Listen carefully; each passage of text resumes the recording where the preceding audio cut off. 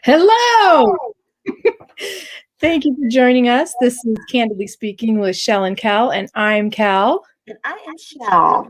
And we are so happy you're here. We are so happy to see everybody. Thanks for tuning in. We appreciate it. So you want to talk some sponsors, Cal? Well, we can talk some sponsors. We have two amazing sponsors.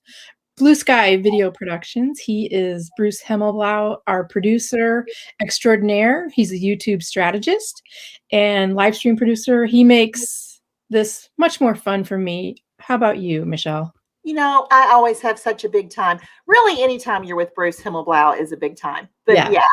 We have a lot of fun. So for your live stream producing needs, be sure to contact him on YouTube, Facebook, and he's everywhere. So just you can probably type it in Google, the Google. Yeah. Right? The Google. And Cards That Wow, my business. And when you send a handmade custom card from Cards That Wow, when your client opens that envelope, they're going to say, wow. So I don't have anything beauty to share with you. I haven't tried anything new this week. So the only thing I'm thinking of doing is they've got this new kind of razor thing for your eyebrows. Have you tried any of those? No. No, I don't even know what you mean. Like to trim your eyebrows. Do you have to get your eyebrows trimmed? Honey, I barely have eyebrows. Okay. Now, I am naturally blonde. My hair is maybe not this particular hue, but I am naturally blonde. And blonde ladies don't tend to have a lot of eyebrows. And especially, they get thinner when she's had, a certain number of birthdays. And I flew past that number several birthdays ago. Well, I'm telling you, I've flown past those birthdays and I get charged for a haircut when they do my eyebrows. I've never had anything done to my eyebrows. There's nothing to do. Okay. Well, then there goes that. Oh, see, Randy, he uses a new hair gel. Let's see, Randy, post a picture. Yeah, Randy.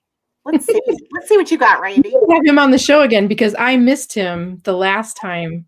That was a fun show. Again, you always have fun with not only Bruce Himmelblau, but with Randy Chafee as well. Yes. So, I did something different. I've got, I was telling Bruce before we went live, I always look so ghostly and ghastly on here. So I have on blood red lipstick. It could not be. It looks pink. More red.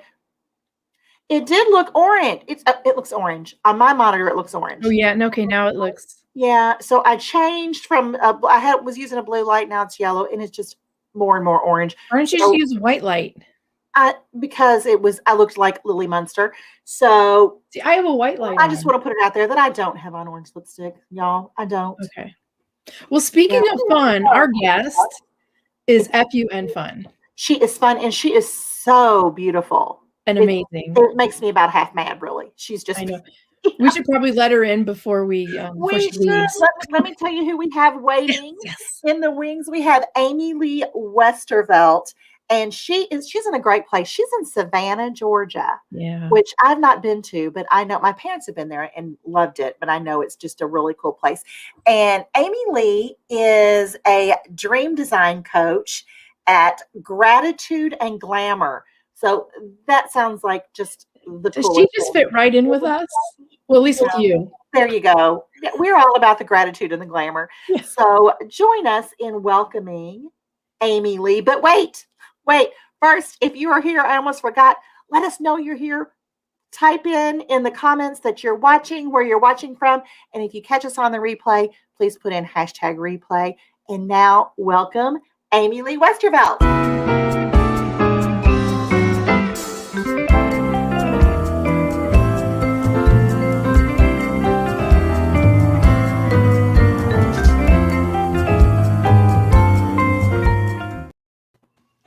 Hey guys! Hey! How are you? What a welcome. That was amazing. I feel like a movie star now. You are everywhere today. You are everywhere. I saw you on today. War Games. Today was a day. Today was definitely a day, but this was the one that I was looking the most forward to. So here I am.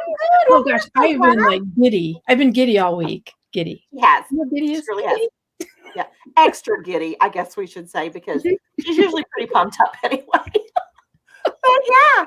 So talk to us about what a dream design coach is, Amylee. I've never heard that particular title, but it sounds amazing.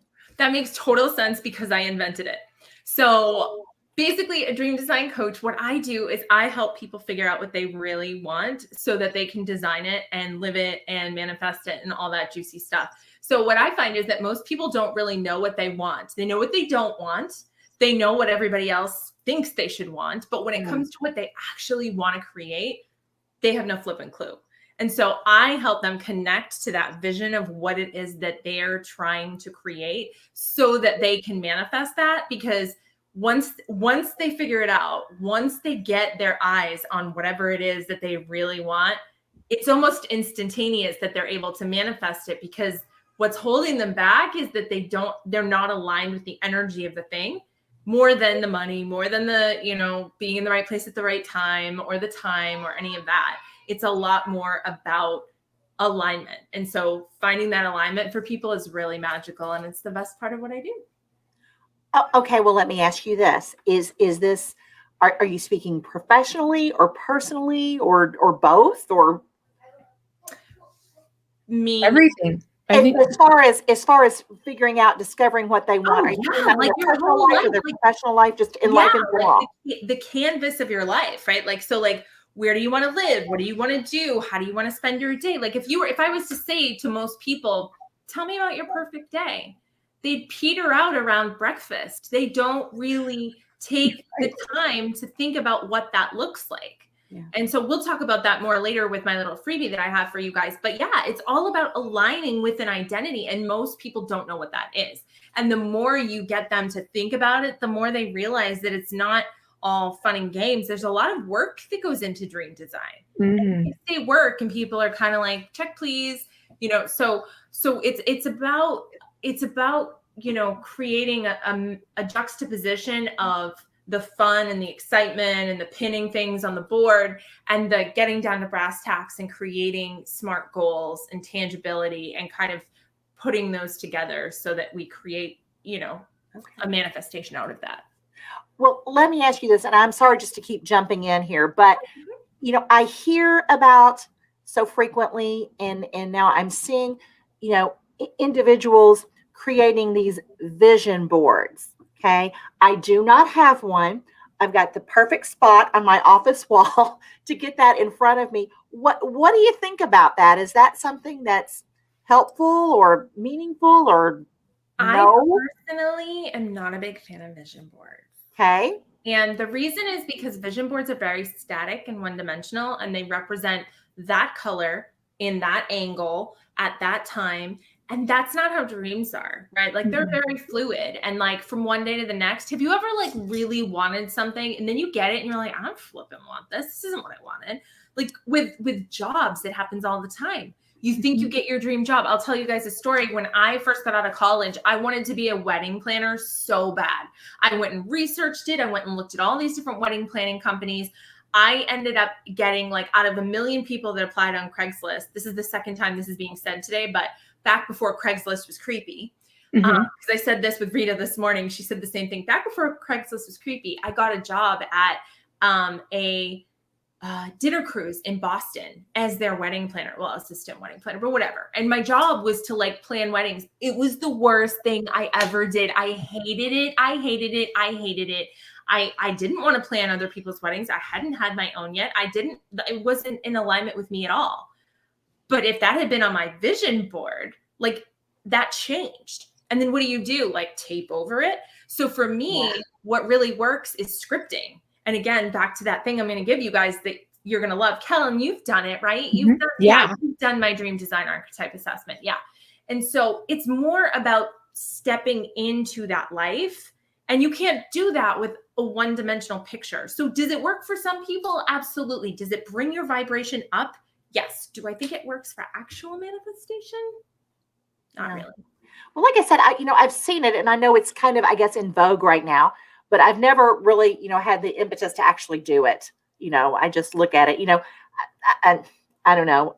Sometimes I think of it as kind of like pinning things on Pinterest or something. But you're right. I think it's what you are feeling in that particular moment. You could have a particular mindset, and that may change, by the end of the day. Who knows? So I do something called a soul vision board, which I do use Pinterest, and I do it a lot more around symbolism and, like the pictures and the colors, and what we try to do is lead with your subconscious mind and kind of what your soul is trying to create rather than what your brain is telling you you're supposed to create.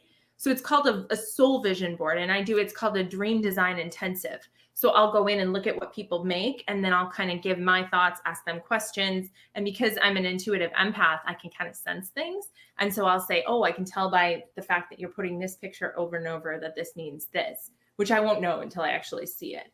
But it's really powerful, and it helps people figure out, oh my gosh, like I didn't realize that my soul has been wanting to travel and take risks. And I've been living in the same one-horse town my whole life. And I'm like, yeah, so go fix that. Wow. I'm not going to say anything. I don't know anything about anybody. Michelle, do you want to travel? Okay. I would love to travel, Kellen, and you know that. I have never been. The farthest west I have ever been is St. Louis. Okay. I know. I just haven't. And, you're always thinking, the time isn't right for this or whatever. And, one of the things I think, and I'm kind of at the age now, maybe where I've leveled out, but, I think a lot of people think, well, if I could just achieve or get, this next thing, whatever it is, then I'll be happy. Or if I lose 10 pounds, then I'll be happy. Or if I get this promotion, then I'll be happy. Or if I get that date, and then you get there, you're not necessarily. So what if you decided to just be happy now? What if you decided to put the being in front of the having? Like, I mean, you could do that, right? Like, so we could do this with your audience right now. Like, think of a time when you were really, really, really happy, and like, go to that time right now, see what you saw, hear what you heard, feel what you felt, go there right now. Like, when were you happy? And like, feel yourself sucking back into that memory. And as you're doing that, you're starting to notice that you're feeling that happiness in your body right now. Mm-hmm. You don't need the stuff. You don't need the place. You don't need any of those circumstances. You can feel that happiness. It's actually building in your body. You can even turn it up even more. You can take the knob and turn it up even more and change the color. And you can bring that happiness from maybe down in your stomach and bring it up into your solar plexus. And now it's in your stomach and your solar plexus. And then it's in your heart. And now it's going down into your arms. And before you know it, you are glowing with happiness, because you know what happiness feels like. And as a co-creator, you can create happiness now. Okay. I got to think about all that. That's all new. But do we just get in our own way, Amylee? Is that what happens? Or we just don't allow ourselves maybe sometimes to be? Yeah, I think especially, like I work with a lot of empaths and highly sensitives, and we tend to be we feel a lot of guilt for having feelings and for having wants and desires. And we also get really overwhelmed, right? Mm-hmm. Like just now I was like, okay, feel these, like all I said over and over was feel these feelings. And your brain went, I'm overwhelmed, because that's where you play. And so that's what you're used to. Well, I will tell you, the timing is perfect on this, Amylee. I have had, Kellen, you were on the call Monday, right? Yes. Okay. I have had the worst week. I just, and overwhelmed is going to be the word that comes to mind. We have a group call that we do every Monday for this group that we're in called Megamind. And when it was my turn, I feel like I just, let go all of this stuff. Nothing positive. I just complained, which is really not typical for me at all. Mm-mm. But after I did that, I felt the need to apologize to everybody. I said, guys, I'm sorry. I just needed to, I know that you all will understand, but I am freaked out about this stuff right now. Just a whole lot of things going on. A lot of big, big things going on. And, I guess, I don't know. I don't know how to really get a handle on that. I'm usually much better. Again, I don't know if it's an age thing. I don't know if it's the hot flashes and the hormones. I don't know. I usually can keep things reeled in a little bit better. than I I have. think it's better to let it out, and that was a safe place to let it out. Yeah, Because if you because keep I it in, we that all can't be understood good what for was you, going right? on, and the significance and the importance of what, and it's all business related, it's all work related. Um, I don't know. That's because you're a badass shark. But I certainly wasn't feeling like one. Haven't been feeling like one. I just feel like I'm struggling, and I don't know. And I don't know if that relates at all with what you're talking about, Amylee, but that's what's, Oh, I feel like, I'm feeling your energy right now and seeing what I can pick up and help you with. well, I usually, my family motto, I have instilled it in my children since they were old enough to listen. What do? We give more than is expected. That's what we do, and that is what we do. So I don't know. It bothers me when I feel like I'm not, I always do my best. It bothers me when my best sometimes is not up to my, you know, let's do more than is expected, when my best is just right there. So I kind of beat myself up over that a little bit. I'm going to read to you what Brian is saying. Be real, and people can actually show up to help. Thank you, Brian. I just talked to Brian earlier today. Kind of the same kind of thing. I was like, Brian, I'm sorry. It's a repeat of Monday. I'm trying to do my hair. I'm talking to Brian. I was like, my lipstick's orange. So, hey, Jane. I know she just said something. I couldn't read it. Jane, I can't have C. She said replay. Replay. Okay. And she also said that she thinks your co-host is gorgeous. Oh, sure. Yeah. Jane is in London. So, yeah. But anyway.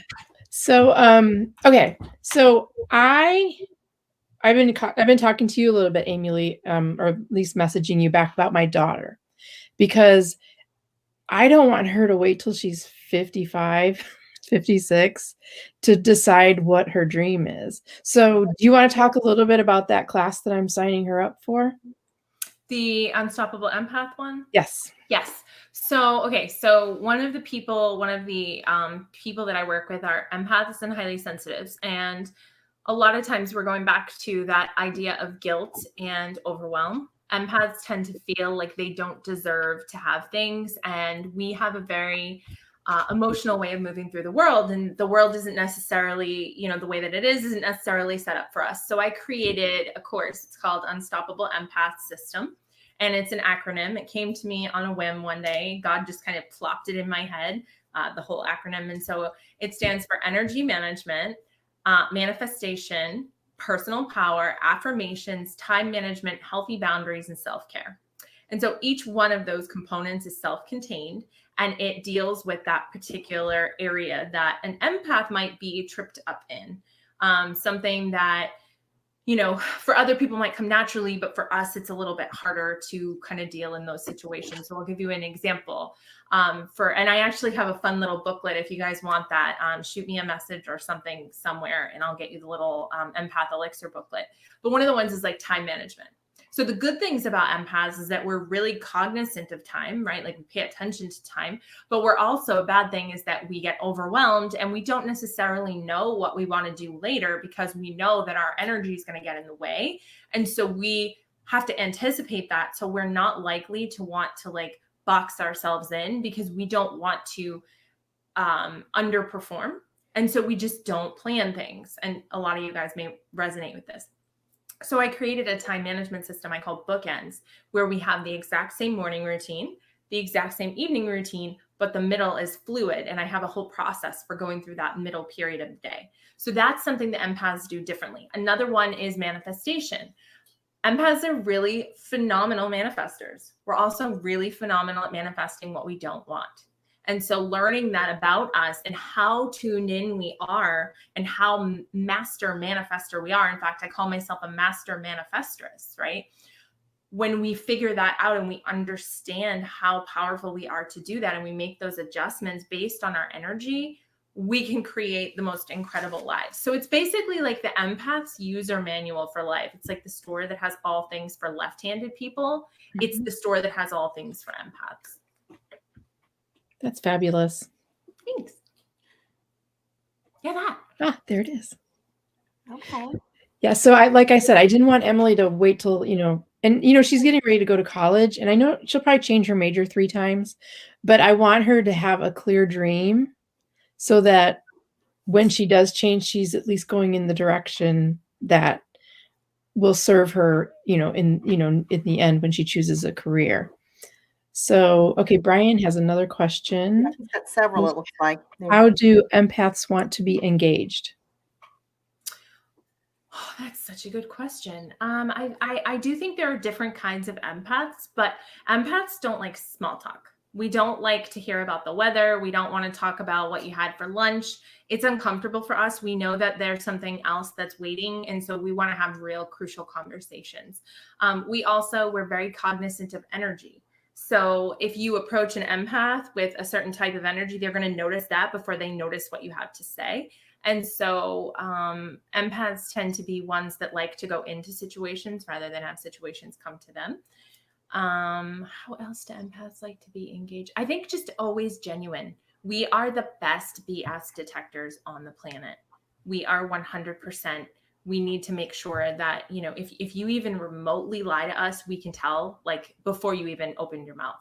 So it's very and when you lie to us, it's really hard to gain our trust again. Right. And I think you guys both relate to this.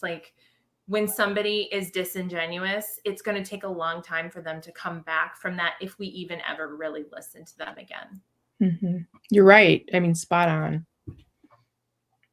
I had that. Remember, Brian was in one of our groups. He's the guy that reads the faces and everything. And he noticed that I have my eye is straight along the bottom, which means it takes a lot for me to gain your trust. And I'm like, you are so spot on. And that's part of the empath thing as well. So I've just been having so much fun learning, listening to you speak in all the clubhouse rooms. And I've joined your tribe on Facebook, and Michelle, you need to do that too, because it's just an amazing group of women. And you guys are just so, and a word that was new to me is vibration. Mm-hmm.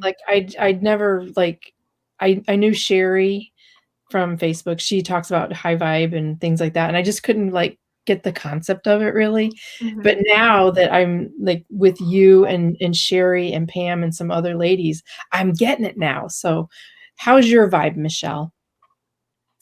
I don't know what that is. Do you want to help explain that? Yeah. So if you think about the spectrum of emotions from hate and jealousy and anger, those are low vibrational emotions. They don't make a lot of frequency. So think of it like they have very low energy. So if you were trying to run your car on those, they wouldn't go very far, right? It would die. But as you get higher and higher up the vibrational spectrum, those emotions and those vibrations, they're higher and they're more powerful. So you attract in your life what you are a vibrational match for. So if you are in a high vibration, if you're feeling love and joy and excitement and abundance, and you're just really up there, you are bringing more of that into your life. You are actually, the law of attraction is that you attract the frequency that you are on. So it's not so much about I'm going to think about ducks and now I'm going to attract ducks. No, it's that you're on a frequency of excitement and vibrate and you're vibrating high about abundance and monetary gain and whatever it is that you're trying to create. That tells the universe you want more of that. The universe brings you what you already are, like a magnet. So the higher vibration you are, the more of that high vibration you are attracting. Does that make sense, Michelle? It does. It does. It does. I do try to always be positive. Like I said, I just haven't had a good week this week. Yeah. But, I understand. I'm just not vibrating about any more plugs, that's for sure. I'm certainly not trying to pick on you. I just want you to I didn't either. The concept. That's all. I just thought it was such a cool concept. And I'm like, I just learned about this. Let's tell everybody, because I don't think everybody knows, does everybody know what an empath is? Does everybody know what vibration is? There's so many new words and key phrases that are going on right now. And just hanging out and listening, I'm like, oh, I think I get it now. That So in and of itself, Kellen, is a teachable moment for anybody in any business, because you think that everybody already knows what you're talking about. And when you're creating content or when you're writing courses or when you're coaching, you're like, well, why am I going to teach them about this? This is so common. Well, my stuff's common to me. Michelle's stuff's common to her. Your stuff's common to you. But to the lay person, they have no clue. And so that, like, if that doesn't show you guys out there that, like, we all have our thing, like, we need to really talk to people like their children in certain, topics, because people don't have that same working knowledge that you think that they have. I really struggled with that when I was making my course. I'm like, well, why am I going to put this in here? People already know this. But you're a perfect example. You're like, no, like, people don't talk like that.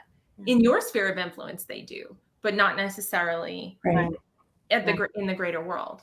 Right. I just had the same conversation on my interview on Tuesday with Mike Brooks, and he has very techie information, and we talked about how when we were writing for my blog or for his courses that he's selling, that he had to learn how to write at between a 3rd and a 5th grade level.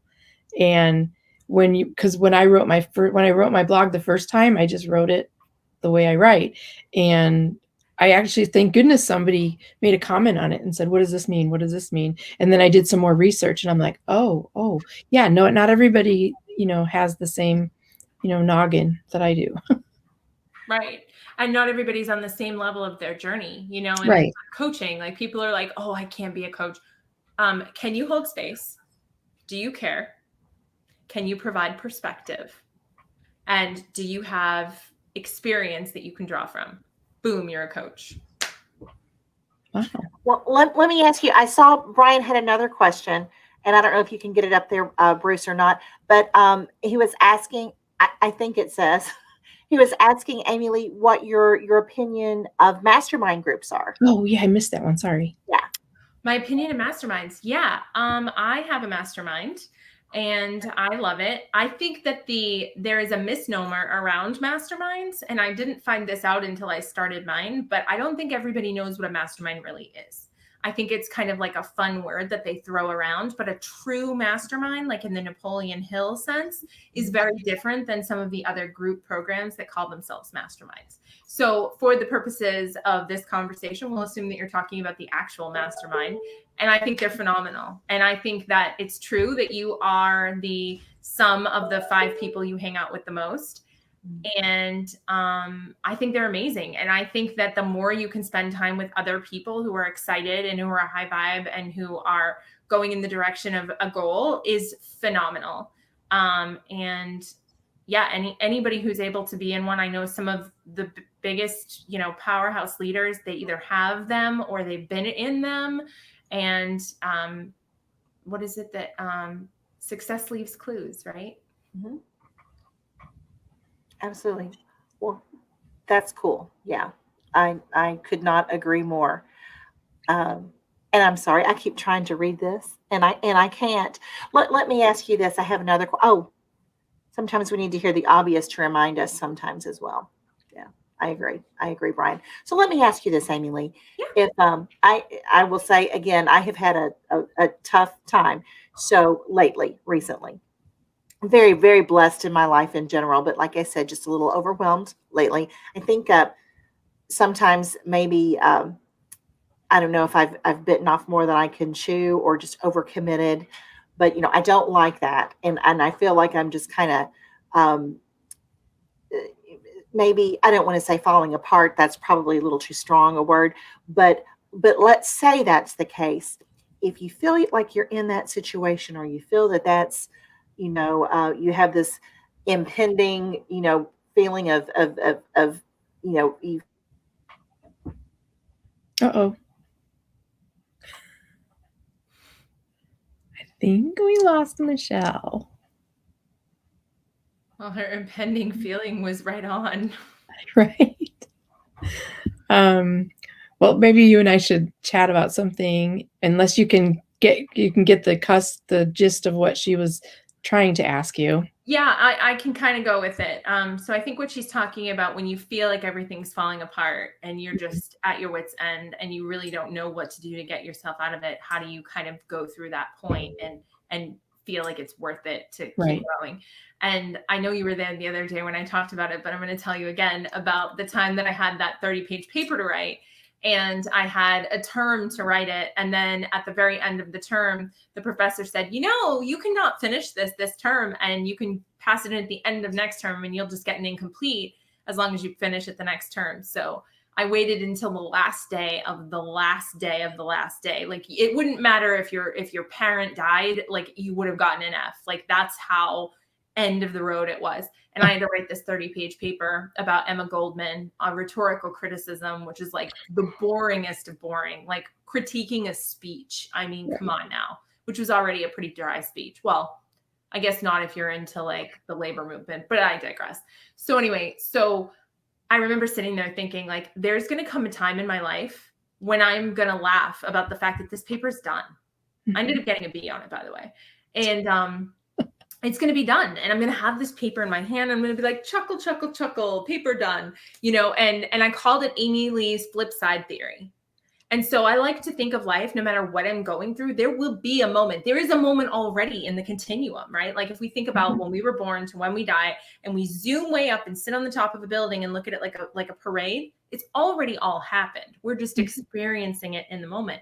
So in the continuum, I'm like chuckling and laughing about this paper that I've already written, and go figure, that moment happened. And because I had foreseen that, I was able to enjoy that moment. So for Michelle, when you watch the replay, I would say, just think about, what is that moment going to be like when I go, wow, that sucked, but look at what it taught me, and look at where it brought me, and look at how it changed and created, a new rebirth for my story. And being able to recognize that that is going to happen, helps you get through it in the moment. Yeah, it's just so hard, though. There's my girl. I can hear you all. I'm sorry. I don't know what's going on. I had this trouble last week, so I'm going to have to relocate or something, because I'm actually in my bedroom, Amylee. So I probably maybe need to move to another Did spot. that help, though? Did you hear any of that? I did. Yes. Thank you. And I also, I could, see the comments. And Patty Martin said, everyone has a bad day week, but we, don't set up camp there, and we move through knowing that this will pass. And I absolutely agree. And Patty is my brilliant cousin. So it's a family thing. Like I said, we're all usually pretty chipper. So, and Patty is a treasure. But yes, sorry. And I see from Alan, I had a lovely expression on my face when I froze. So, anyway, talking about impending failure there. Yeah. So it's all good. It's all good. So it is, because in college, I did the same thing. I would wait till the last minute to write my papers. I would study. I would like start 10 o'clock or however long I was thinking it was going to take me to read the book. And I would read the book before the test. Is that common, or is that an empath thing, or? I don't know. I think that's just a crazy college kid thing. Okay. But I also think there are two kinds of people. There are people that aren't late until it's the minute after. And there are people that are like, I don't have enough time to get there, and I'm already late. And I think that you and I are the former.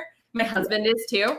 Like, he's like, what? I'm like, babe, we got to be there in 40 minutes and we live 50 minutes away. He's like, it's okay. I'm like, hun, like, we literally can't. But to him, we're not late yet. We're not late until it's like 1 minute later than when we were there. Then we're late. I'm like, but then if you walk in and somebody walks in behind you, then you're definitely not late. They're late.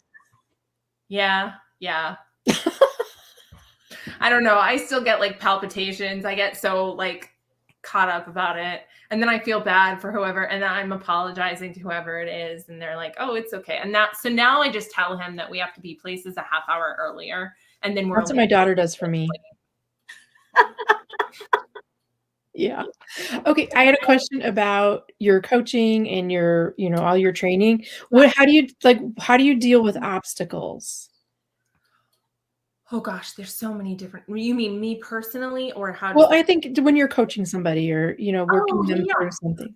I am a coaching snob. I have to be really, really, really, really aligned with someone to coach them privately. In a group, it's not as bad. But if I'm going to like energetically connect with someone, I have to be really sure that they're a good fit. So I ask a lot of questions and I listen a lot.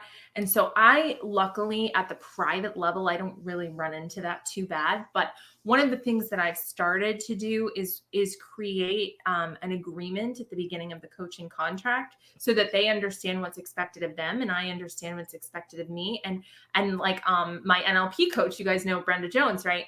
She taught me about this really cool thing where she's like, you draw a line down the middle and you come to the line and they come to the line and nobody goes over the line.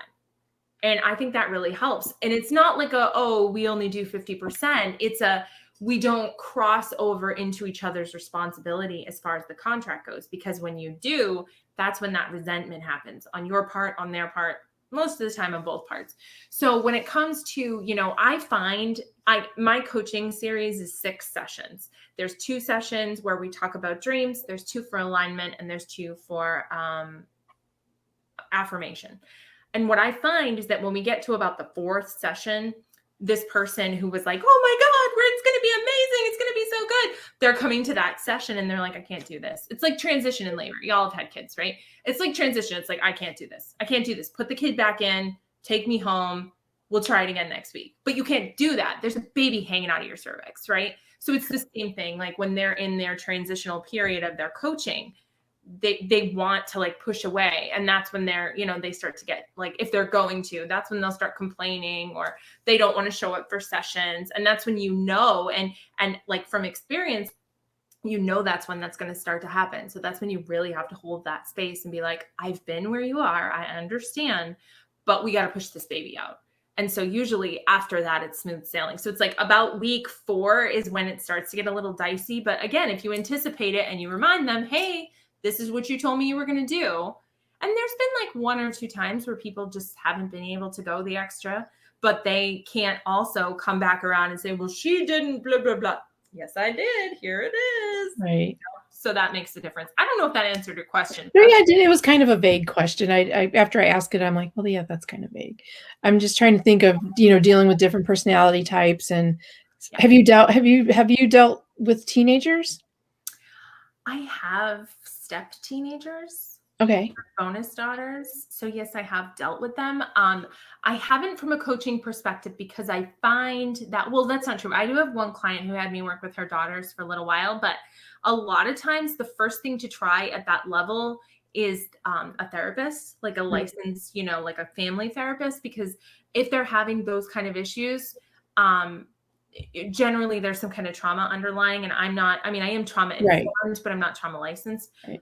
But I suppose if somebody had like millions of dollars and they wanted their teenager to go through dream design coaching, yes, I could. But I feel like they would probably evolve so many times over that it would, you know what I mean? It would be like, it's like when people buy their, their infant, like Louboutins, and it's like, why? Like her foot's going to grow in a minute and a half.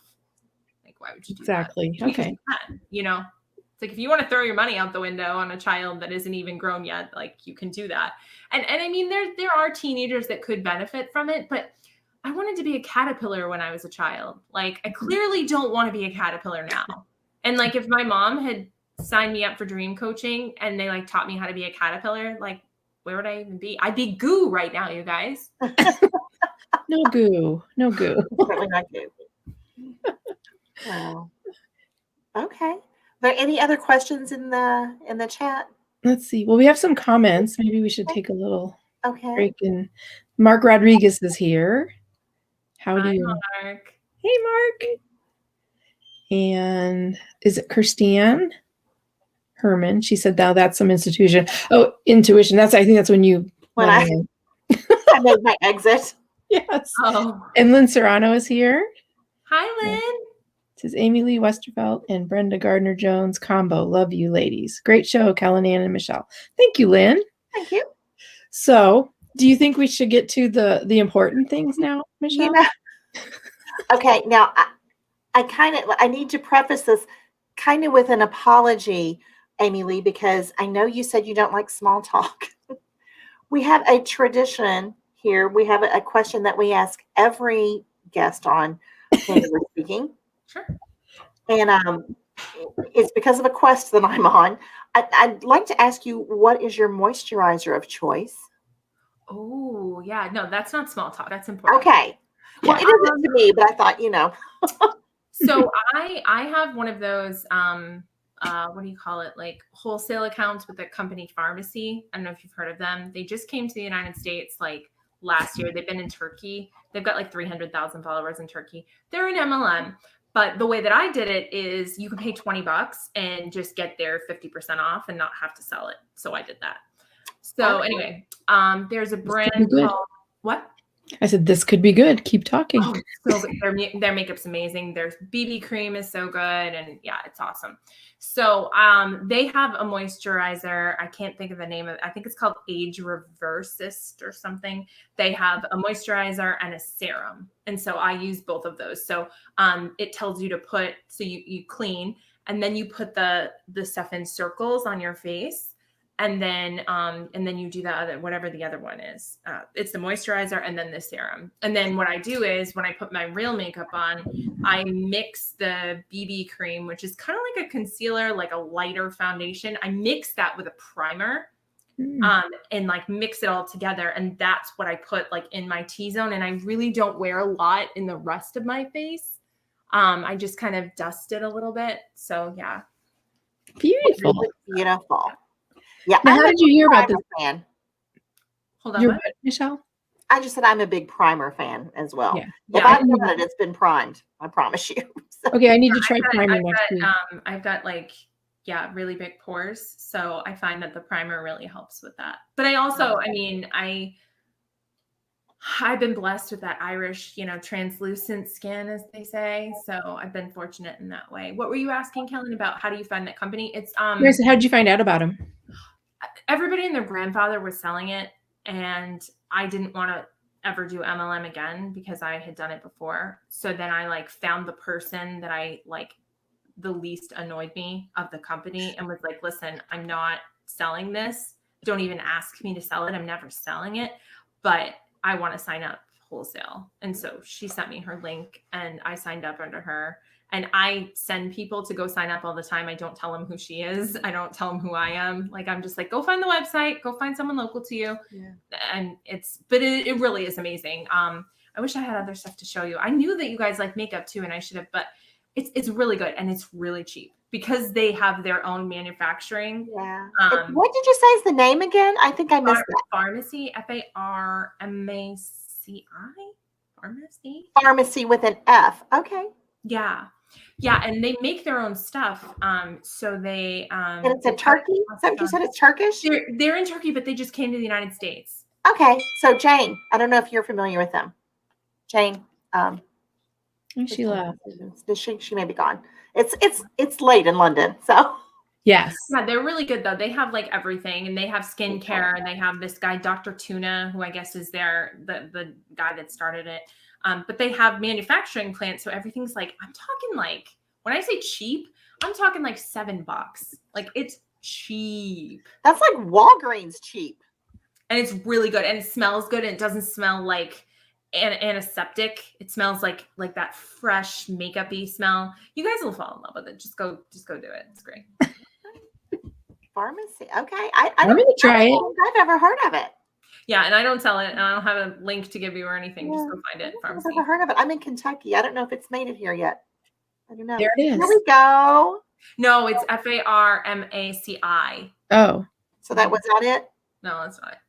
That's tricky. They're trying to trick us. Uh-oh.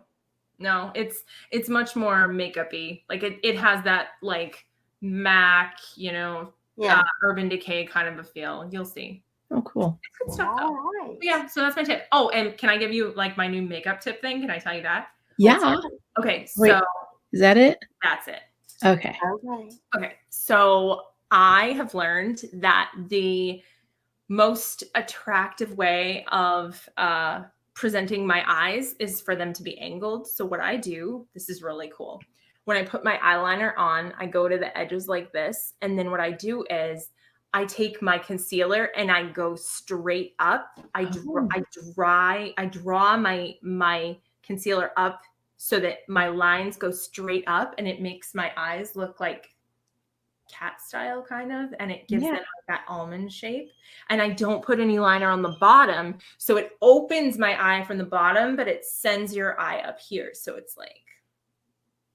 And does it go even with the end of your eyebrows? Is that how you do it? I just go like to the very edge, like right here, okay, and then I blend it. Now, is that pencil or liquid? No, that is that pharmacy stuff. It's gel. It like comes in. Okay.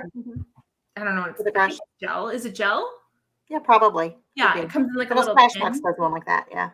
Mm-hmm. Yeah, and I got the brushes from Walmart. They're like these what are they called? Bold something Moda, MODA. They have them. Okay. And they have a whole eye set, and it's like $8 or something. Makeup doesn't have to be expensive to be beautiful. It does, you know, and that's the thing. I am not a snob when it comes to that. I've got some things that, you know, I wear $35 mascara, which is probably on the expensive end of mascara. But, you know, my lipstick, except tonight, I've got on my blood red Marc Jacobs that looks orange. You know, I buy Rimmel. You know, it's just what works. And the other cool thing I forgot to mention about the pharmacy stuff is that they're made to European standards. So there's none of the junk that we're not, you know, like Europe has things that they won't let you have and America can have. All that chemically yuckiness isn't in any of that. Oh, nice. There's really no downside to it. I mean, if I had like, you know, the energy, I would probably sell it, but like I don't. You don't have time. No, it's just not what I'm doing anymore. I mean, I would love to like throw it out, you know, like candy at the parade, just be like, you get some, and you get some. You know, but I have no desire to like be involved in it. There you go. Oh, okay. She just orders some random reps. Okay. And that's probably what I'm going to do after the show. So ditto. Yeah. It's really good, guys. Okay, I don't know where I've been.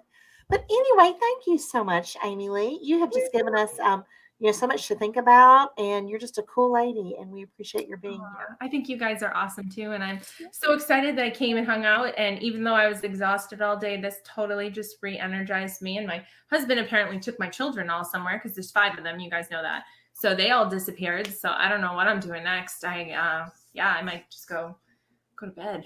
Yeah. And don't forget, we need to talk about your offer, your yes, I to our audience before I go to bed. Right. So my free offer is my dream design archetype assessment. And what it is you're going to get 4 different scripts that are 4 different specific identities that you can kind of fall into. And you read each one. Kellen's done it. You read each one, you see which one you resonate with most. And then there are some action items to go into for that. So you can kind of figure out which one, you know, you want to move into alignment with. And you may say, but Amylee, what happens if none of these apply to me? I'm so glad you asked. There is a spot on there where you can book a call with me and we can do your dream design blueprint on the phone for free. So we can kind of get that out there for you as well. That's amazing. That's a wonderful gift. And I recommend you try it. Everybody should try that. And we appreciate you sharing that with our audience. Yes, so. Thank you so much. Oh, it's my pleasure. And my eye makeup doesn't look good in that. That was before you learned the trick. But it's so good, you guys. You are going to be whole new people. Everybody's going to be walking around looking like felines, and you're going to be like, it's Amylee. I'm going to try it tomorrow. It's so good. I will. You know, I'm always up for new makeup adventures. I told you when you were like, we talk about makeup, I was like, it's all good. I can hold my own with makeup. You certainly can. Okay. Well, again, we appreciate everyone watching. If you're watching on the replay, we love you too. And I guess that's it until next week. Kellen, who do we have next week? Next week, we have Jamie Green, the Solar Queen. I love Jamie Green. I know. She is another beautiful lady. Yes. Good. And thank you, Blue Sky Video Productions, for your sponsorship. Cards That Wow. Yes. And especially Amylee for spending time with us and hanging out with the Candidly Speaking girls. So everybody have a great night and thank you for tuning in. Have a great week. Bye-bye.